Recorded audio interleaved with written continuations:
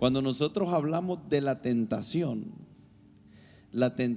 es el medio por excelencia que el diablo usa para desviarnos de la voluntad de Dios. Cada vez que un hombre se desvía de la voluntad de Dios, es por todo un proceso de tentación que fue manejado mal.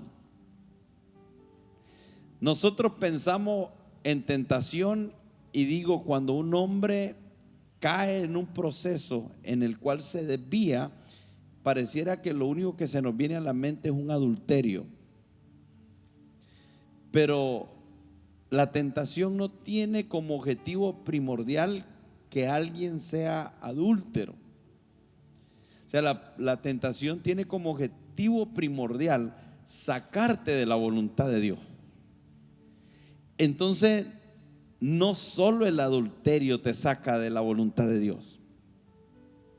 Hay muchas maneras, incluso algunas de ellas que no son pecado.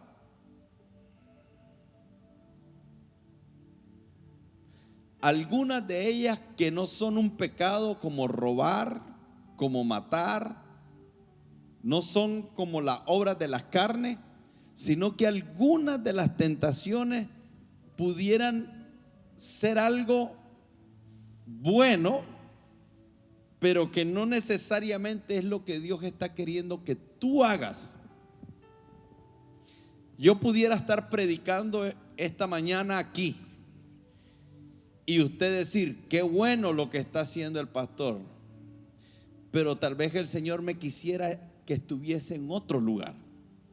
Le doy el ejemplo de Felipe. Felipe estaba en medio de un avivamiento en Samaria y el Señor le dice, vete a un lugar desértico, a un camino donde te vas a ir y te vas a parar al lado. Entonces usted pudiera juzgar y decir, ¿cómo puede ser que estoy en medio de un avivamiento?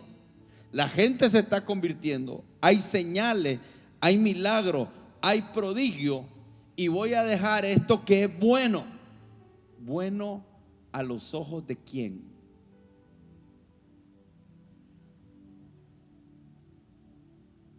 ¿Bueno a los ojos de quién? Bueno a los ojos suyos. Y no necesariamente ser la voluntad de Dios, porque la voluntad de Dios era que Felipe estuviese en ese lugar al lado del camino, aunque no supiese para qué iba a ir ahí. La tentación es todo lo que nos saca de la voluntad de Dios.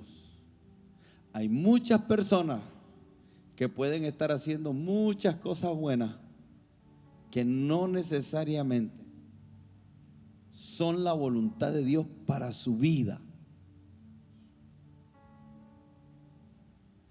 Eso nos coloca en un lugar de responsabilidad mayor.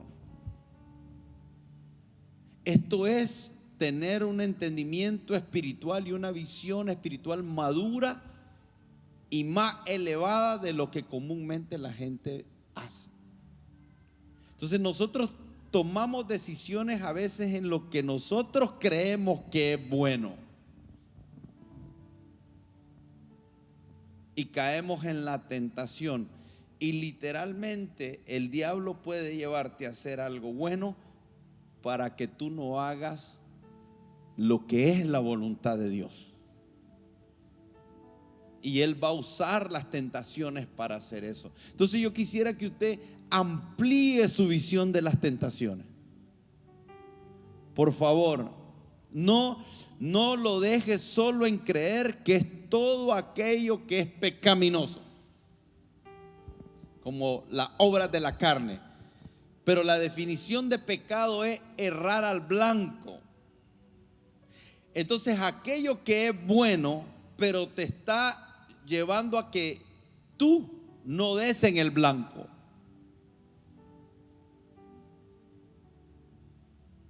Se vuelve una tentación. Yo pudiera estar predicando aquí a ustedes o predicarle en un estadio a millones de personas y allá estar pecando, porque estoy errando al blanco. ¿Me estoy explicando? Quiero llevarlo a que usted sea una persona más exacta. Por eso es que la iglesia a veces hace un montón de cosas que se las atribuye a Dios que no son de Dios. Porque creemos que si hacemos algo que es bueno, entonces tiene que ser Dios. Y tomamos muchas decisiones fuera de la voluntad de Dios y sin consultar a Dios. Y en ocasiones cometemos el error inconsciente o conscientemente para manipular a otros y convencernos a nosotros mismos y decimos: Dios me dijo. Pero ni siquiera nosotros nos tomamos el tiempo para consultar a Dios. Pero usamos la palabra Dios me dijo. No oraste, no ayunaste, pero se volvió una jerga evangélica de decir Dios me dijo. Porque ibas manejando y miraste un rótulo y se te vino a la mente y se lo atribuiste a Dios. Pero en realidad en ningún momento nos tomamos el tiempo para inquirir y buscar al Señor de tal manera que sí pudiéramos llegar a esa conclusión. Entonces nos dice el verso 12: bienaventurado el varón que soporta la tentación. En otras palabras, la tentación, la bienaventuranza viene como producto de que nosotros podamos soportar la tentación, resistir la tentación. Si resistimos la tentación, somos doblemente felices. Si no logramos resistir la tentación, entonces la tentación nos lleva a un proceso. Y es un proceso cuyo resultado, cuyo fin no es beneficioso para nosotros, es perjudicial, nos va a hacer daño. Entonces todos nosotros vamos a tener que enfrentar estas tentaciones. Y tenemos que entender que nosotros no las andamos buscando, pero aunque no las andamos buscando, ellas nos buscan. Aunque hay personas que sí las buscan.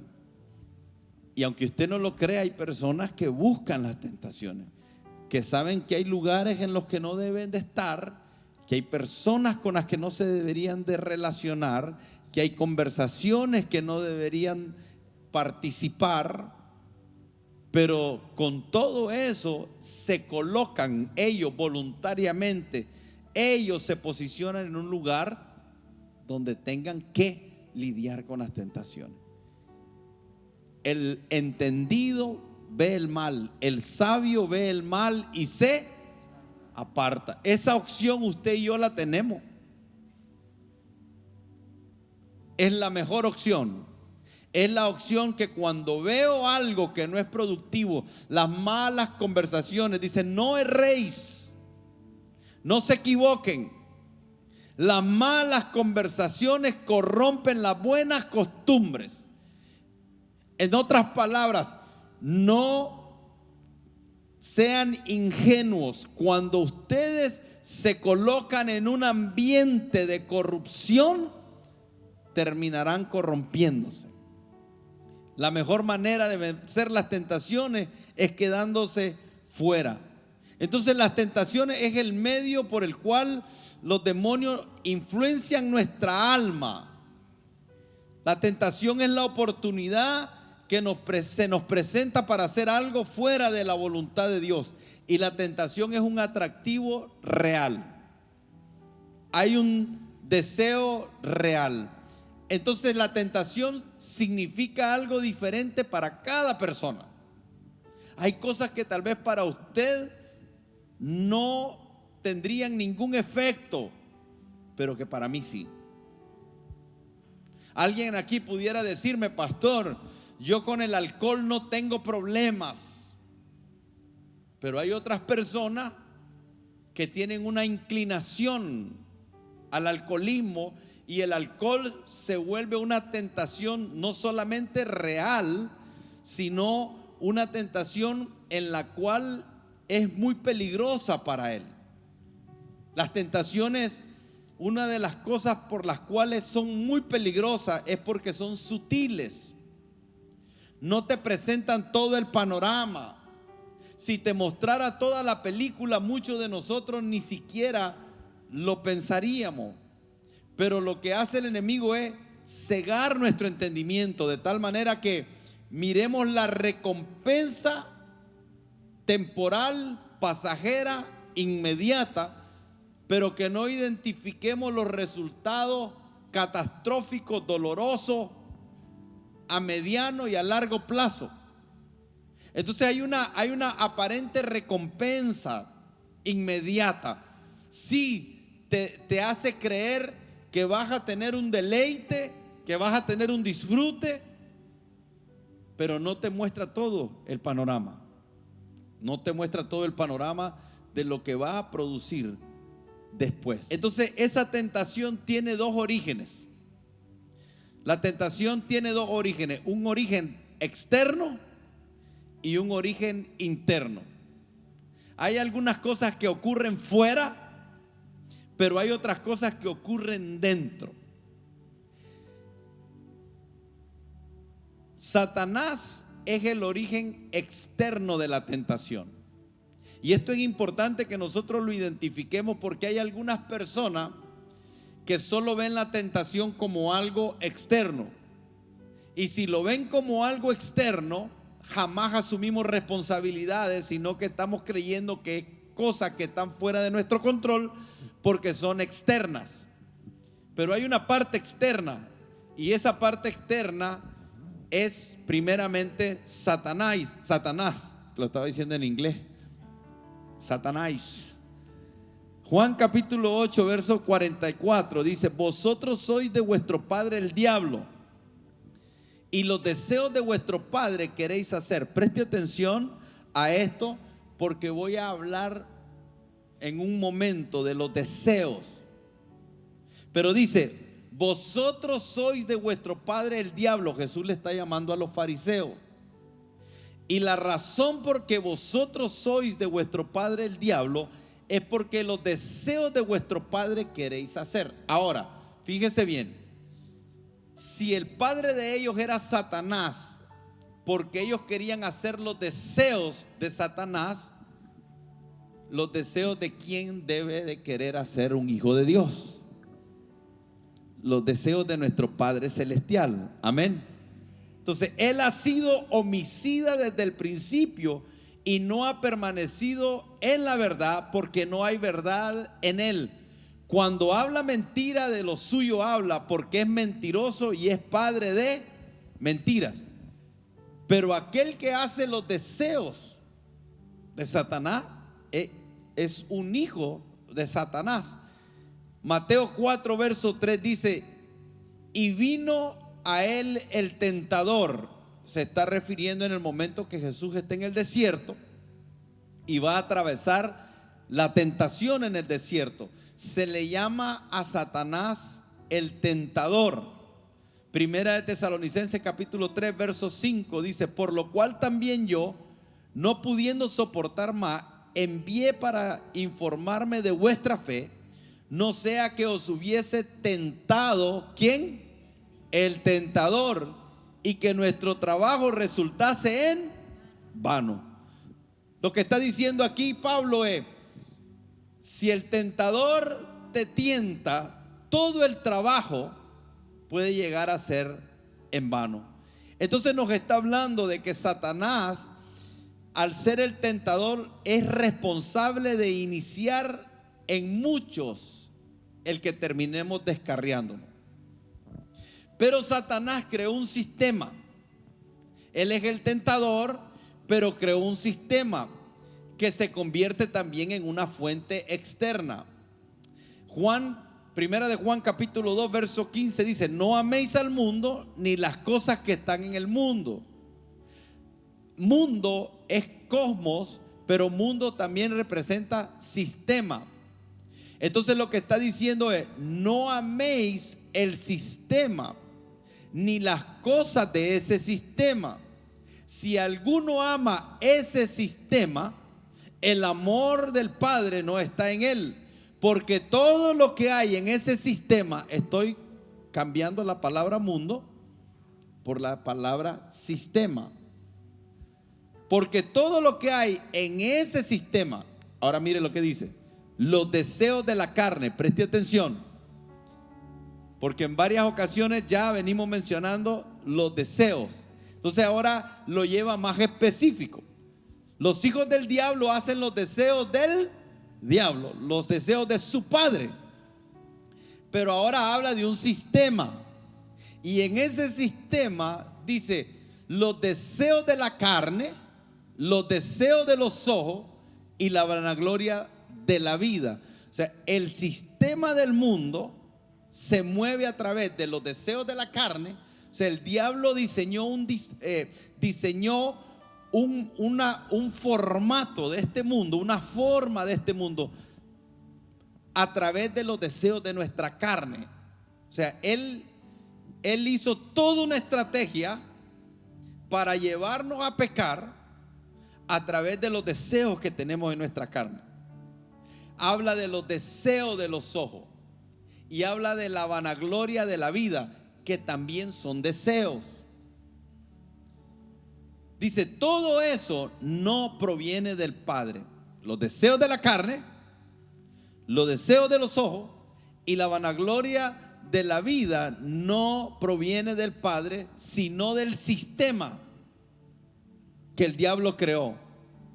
Y ese sistema pasa y sus deseos pasan, pero el que hace la voluntad de Dios permanece para... Mire qué complicado esto, porque nos está diciendo que tenemos a alguien que trabaja con el objetivo de tentarnos, y que desarrolló todo un sistema que no es improvisado, que tiene un alto grado de eficiencia, que está bien estratégicamente planteado, que nos estudió a cada uno de nosotros, como nos estudió como humanidad, nos conoce como ser humano. A veces nos conoce mejor de lo que nosotros nos conocemos a nosotros mismos, pero que también nos conoce de manera específica. Sabe cuáles son los deseos de la carne tuyos y míos. Nos conoce por nombre. Sabe qué es aquel botón que te mueve. Sabe lo que te mueve. Conoce exactamente lo que te mueve. ¿Cuáles son esos deseos de la carne?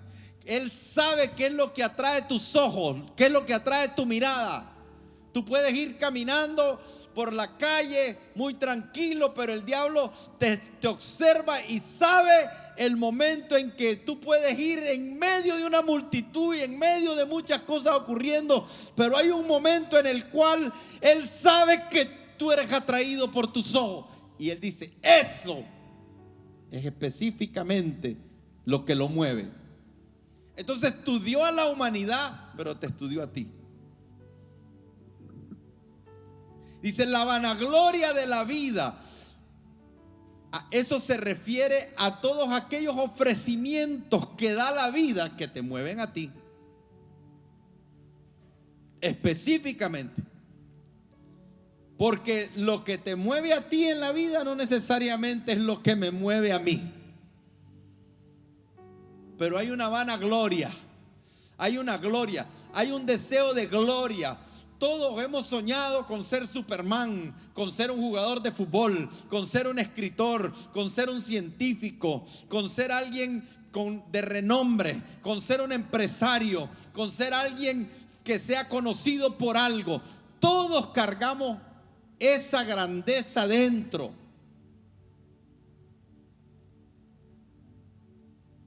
Y se vuelve la vanagloria, porque es fuera de Dios, pero es específica. A mí me da risa que un montón de gente se cree humilde. No hay uno solo que no tenga esa área en su vida que lo pueda llevar a la vanagloria. No hay. No hay uno solo. Cuando usted llega a la conclusión de que usted no puede ser tentado, usted es la persona próxima a caer. Cuando usted se cree tan fuerte y tan firme, tan santo, tan perfecto, dice la Escritura, antes del quebrantamiento viene la altivez de espíritu. Una cosa es querer ser santo y estar dispuesto a sangrar para vivir en santidad. Una cosa es estar dispuesto a sufrir hasta la sangre por hacer lo que es bueno para Dios. Y otra cosa es tener la soberbia de creer que somos infalibles. Pero dice aquí, la vanagloria, el sistema del mundo, desde afuera sirve como un agente externo que quiere que aquello que está dentro se active. Entonces tenemos al tentador, número uno. Número dos, tenemos el sistema del mundo. Ese sistema del mundo que lo podemos ver en esas tres áreas: los deseos de la carne, la vanagloria de los ojos, los deseos de los ojos y la vanagloria de este mundo. ¿Están aquí conmigo? Ahora viene el interno. El interno es el que aquí Santiago nos está diciendo. Dice, cuando alguno es tentado, diga conmigo, cuando soy tentado, no soy tentado de parte de Dios.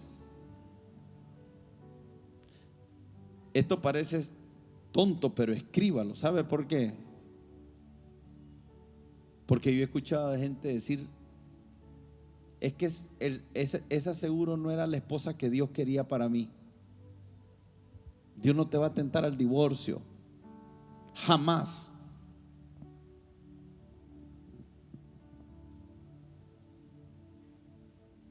Eso será una decisión tuya. Y Jesús dijo que eso se da cuando hay dureza de corazón. O sea, uno de los dos cónyuges o los dos no estuvo dispuesto a hacer nada. Y los responsables de esos divorcios son ellos, nunca Dios. Nunca. Entonces dice, cuando alguno es tentado, no diga que es tentado de parte de Dios, porque Dios no puede ser tentado por el mal, ni Él tienta a nadie, sino que, aquí viene la clave. Entonces aquí viene el agente interno. Dios no tienta a nadie, hay un tentador, hay un sistema del mundo que es los deseos de la carne, los deseos de los ojos y la vanagloria de este mundo. Eso es externo, pero el Señor dice, todo eso es externo. A pesar de que juega un papel, tenemos que tener cuidado de nunca creer que lo externo es lo que tiene verdaderamente el control de lo que ocurre. Porque lo externo jamás podrá operar en ti si tienes resuelto lo interno. La razón por la que muchos caen ante la tentación es porque tienen asuntos internos no resueltos. No es el poder del diablo. El diablo está limitado, escuche, a engañarte. Lo único que el diablo hace es operar a través del engaño. Pero la responsabilidad únicamente recae sobre nosotros. El único responsable de su pecado es el hombre. Y en el caso de nosotros que somos cristianos, no nuestros padres, aunque usted haya tenido una infancia disfuncional, un hogar disfuncional, es que mi papá, es que mi mamá. Cero. Esos fueron tus papás. Hoy tú conociste al Señor. Amén. Tú no puedes seguir responsabilizando a tus padres de cosas que ocurrieron. Ahora tú tienes que ser responsable. Ese es uno de los graves errores. Por eso es que en el Edén, cuando Adán y Eva pecaron, lo primero que dijeron: Señor, la mujer que me diste. Porque lo menos que queremos es asumir responsabilidad. Cuando alguien cae en pecado, el único responsable es él. Cuando alguien cae ante la tentación, el único responsable es él. Lo que normalmente hacemos es comenzar a ver a quién le echamos la culpa. Es que si vos me hubieras cuidado, si vos me hubieras tratado, si vos no hubieras sido así, si vos no hubieras sido así, si vos hubieras hecho esto, si vos hubieras hecho el otro, si vos hubieras hecho aquí. O sea, comenzamos a ver una conversación que Dios en las Escrituras, en el Génesis, desde el inicio nos da la pauta para que nosotros podamos ver el comportamiento pecaminoso del ser humano. Qué fácil es que el responsable de una acción termine tratando de colocarse como el víctima. Porque cuando usted quiere hacer responsable a alguien más, usted se está desligando de la responsabilidad y a la misma vez se está colocando en una posición de víctima. Cuando Adán dijo: la mujer que me diste, Adán lo que estaba diciendo: si esta mujer no hubiera existido, yo jamás hubiera fallado, jamás estaría en esta situación. Esta vergüenza que estoy pasando hoy de que el Señor me esté aquí teniendo que confrontar es resultado de esta mujer. ¿Y quién hizo a la mujer? Dios. Entonces al final, ¿quién es el culpable de todo y responsable de todo? Dios. Esa es la naturaleza. Consejo bíblico: hágase responsable de su pecado. Porque el comienzo de una restauración,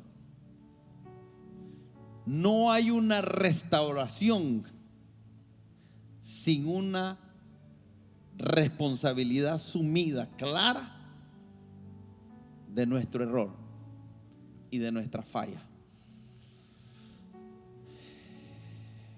Mientras tú estés responsabilizando a alguien más, jamás será restaurado. Una restauración tiene como objetivo traer algo a su estado original. Algunas cosas son reparaciones, como las que hacen de algunos carros. Pongámosle una manguera, metámosle ahí son reparaciones, pero nunca el carro llega a estar al 100%. Restauración comienza por asumir. Amén. Entonces dice aquí que nosotros necesitamos responsabilizarnos. Si caíste, de tu caída. Si estás viviendo una tentación, responsabilízate de la tentación. Nunca, ni mi esposa, ni la gente externa puede tener ese nivel de poder para definir cómo yo voy a reaccionar a una tentación. Entonces la gente dice: mis amigos me influenciaron, el diablo me obligó a hacerlo. Entonces comenzamos a echarle culpa al diablo, y sí hay un agente externo. El sistema de este mundo, es que hay mucha maldad en el mundo, sí está allá afuera, pero no puede ser responsable ni el sistema, ni siquiera la carne. Es que ¿por qué Dios puso este sentimiento en mi carne? Es que mi carne, ¿qué? ¿Te vas a salir de la carne?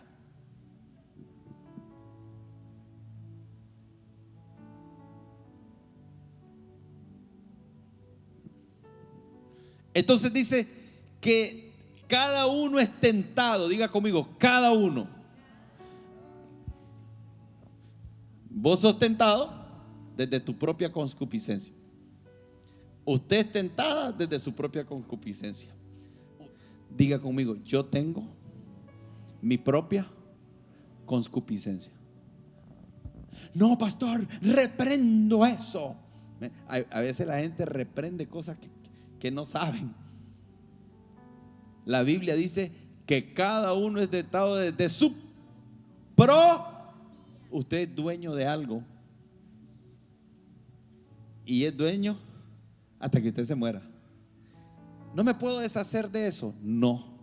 Pablo dijo: tengo dos leyes internas dentro de mí. Tengo que entender que es una batalla de vida que no acaba. Entonces dice que cada uno es tentado desde su propia. Esa palabra propia en el original significa particular, único o específico a una persona, cosa o categoría. En otras palabras, hay algo que es muy particular suyo.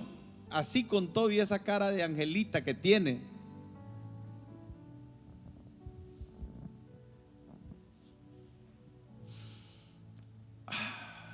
Ahora, para poder entender esto, necesitamos saber qué significa concupiscencia. ¿A qué se refiere? ¿Sabe qué significa la palabra concupiscencia? Antojo. Las embarazadas entienden esto al 100. En el vientre, ella tuvo un antojo de tomate, se comió 13 tomates. 2 de ellas tomateras, la otra chocolatera. Pero tenía antojos diferentes. Entonces, antojo, una embarazada es el perfecto ejemplo. Y fíjese que Santiago habla de que la concupiscencia da a luz pare. Entonces es interesante porque las mujeres sufren de antojos, deseo. Pero cuando hablamos de una embarazada que tiene un antojo, eso cobra una relevancia mayor, porque ver a una mujer embarazada pidiendo un antojo, que se ponen de mal humor si no le dan lo que piden. Hay que hacer algo. O sea, esto hay chiles por todos lados, conversaciones por todos lados cuando a una embarazada le da el antojo y los pobres maridos estamos ahí a la 1, 2 de la mañana y tenemos que salir como locos a golpear la puerta a alguien para que nos dé lo que le dio el antojo. Pero no lo puede controlar, no puedo dormir, necesito hacer esto, pero en realidad no lo necesita, es un antojo. Concupiscencia es eso. Entonces dice, cada uno tiene su propio antojo. Un antojo es un capricho, no es una necesidad. Yo no necesito comerme 13 tomates.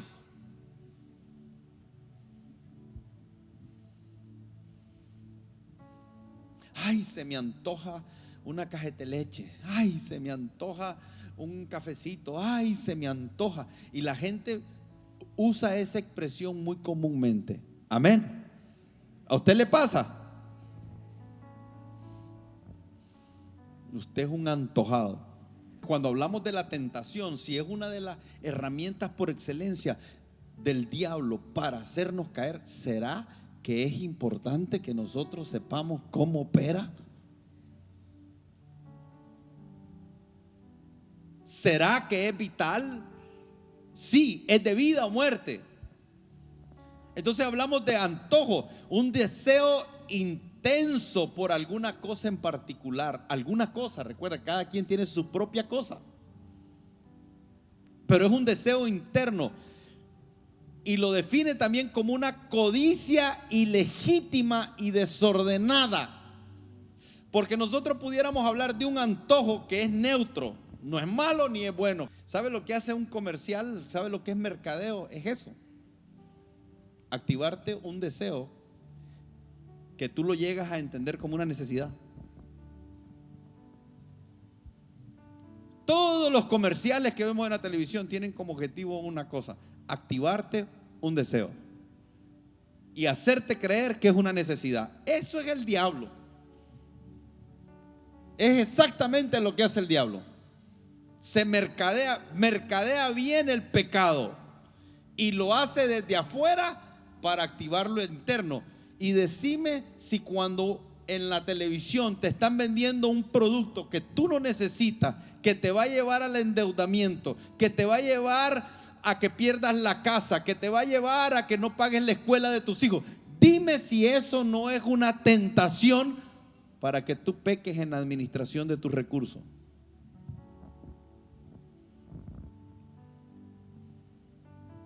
Desde afuera, el sistema del mundo está activando algo para hacerte creer que tienes una necesidad que no tienes, pero como hay concupiscencia, ahí es donde comenzamos. Tenemos el iPhone 10, pero salió el 13 y decís, necesito el 13 porque tiene una cámara mejor. ¿Y qué eres, fotógrafo?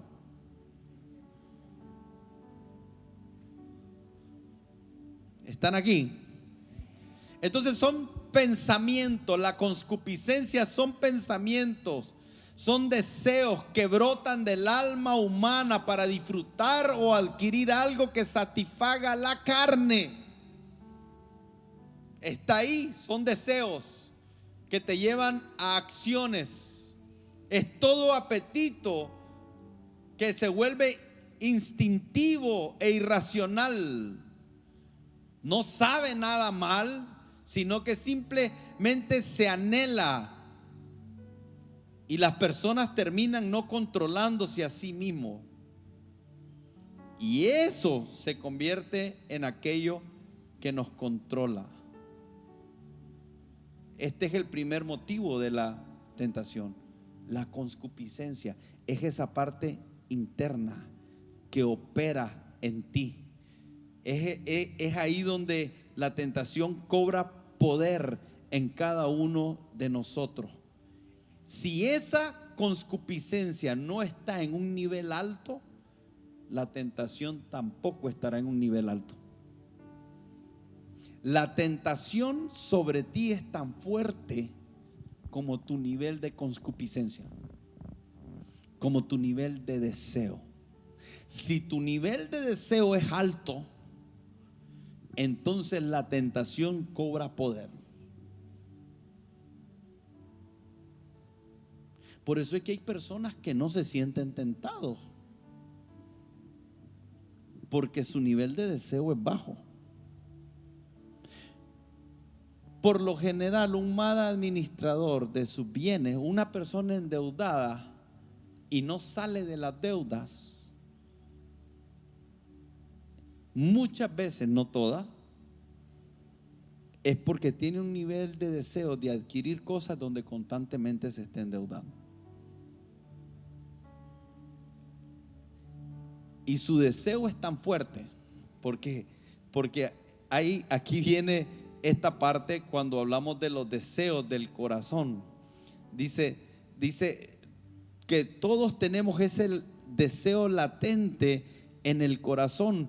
Y esos deseos son normales para la vida, pero una vez que fueron llevados fuera del diseño de Dios. Entonces Dios puso los deseos. O sea, nosotros queremos comer, pero cuando ya se vuelve glotonería es otra cosa. Nosotros fuimos diseñados por Dios para que pudiéramos tener intimidad con nuestras esposas para deleite y para reproducción. Pero cuando se sale de ese diseño, entonces ya estamos llevándolo a ese nivel de pecaminosidad. O sea, nosotros fuimos diseñados para descansar.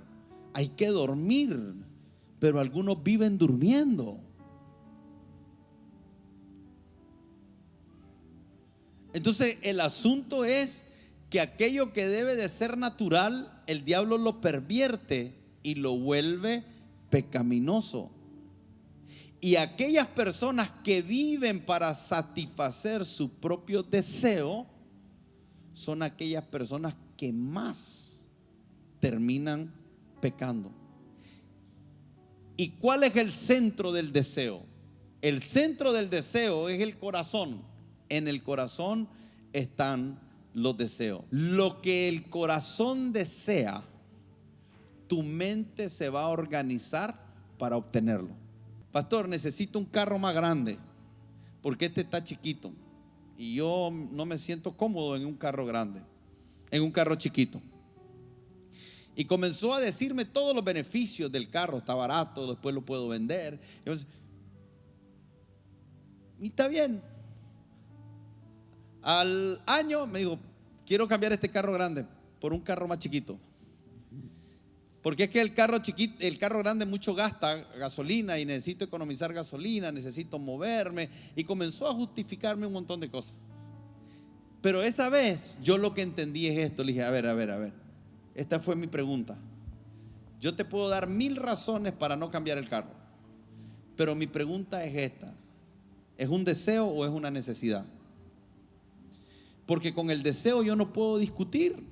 Es tu deseo. Y el problema es que a veces queremos hacer que nuestro deseo se vea como algo viable, como algo bueno, beneficioso. ¿Por qué? Porque la mente se organiza para llevarte a cumplir tus deseos. Y eso es donde dice la Escritura que engañoso es el corazón más que todas las cosas. ¿Por qué es engañoso el corazón más que todas las cosas? Porque en el corazón están los deseos. Ahora, yo quisiera, ya te voy a venir, León, ponete de pie ahí. Imagínense a León. Pero León tiene deseos.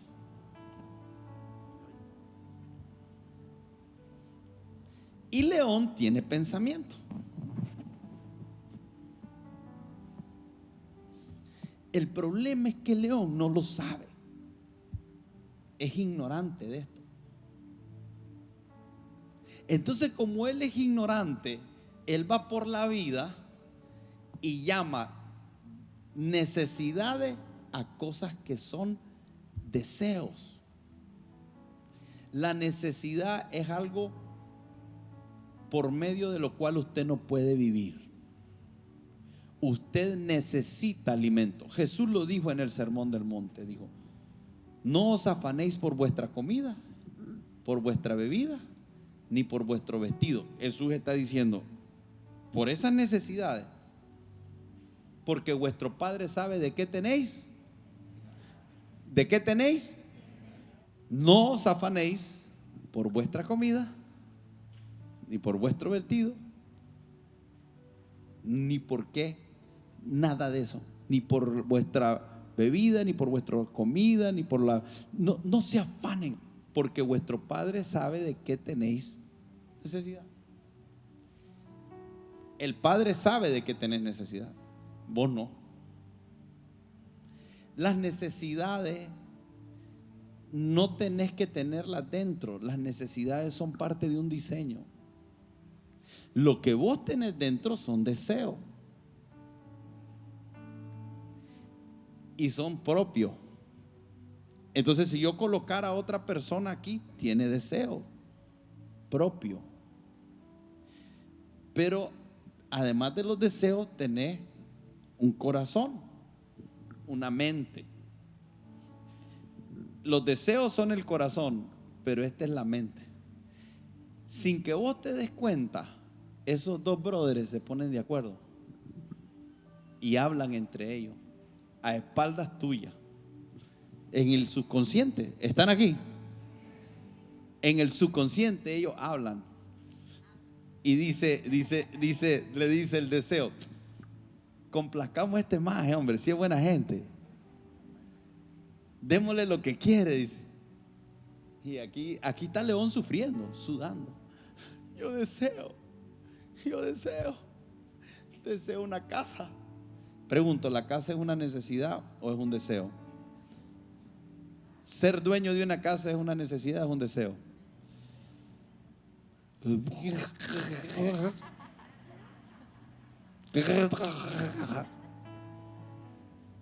Levanten la mano los que creen que es una necesidad. Levanten la mano los que creen que es un deseo. Es un deseo. Necesidad es aquello que es vital para la vida. Usted puede vivir sin una casa.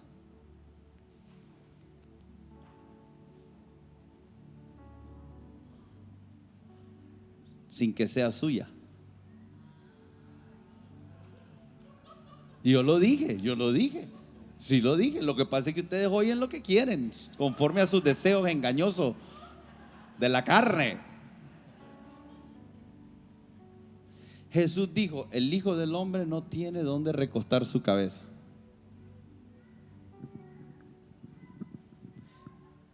Él siempre tuvo donde dormir, pero él dice: yo no soy dueño de una casa. Y usted dice: ¿y no fue dueño y pudo? Sí pudo. ¿O no tenía un tesorero? Para tener un tesorero tenés que tener billete, porque imagínense, ¿para qué quiero un tesorero yo si los puedo mi hijo los cuenta, porque cuenta hasta 10 ya? Le digo yo a mi hijo: contá.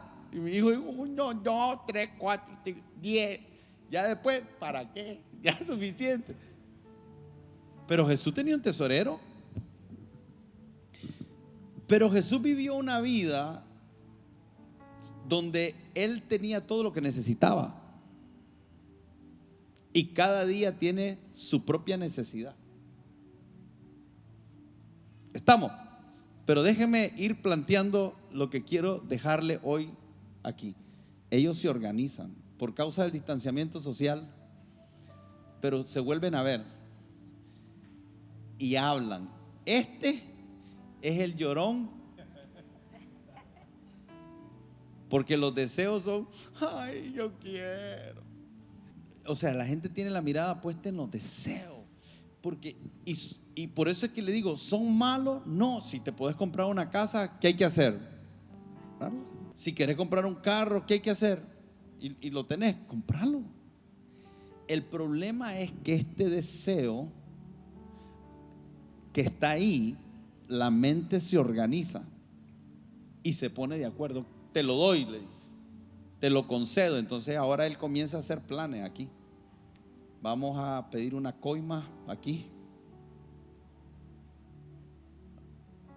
Y comienza a pensar, y si no se puede hacer de la manera lícita, lo termina haciendo de la manera, porque él, su objetivo es concederle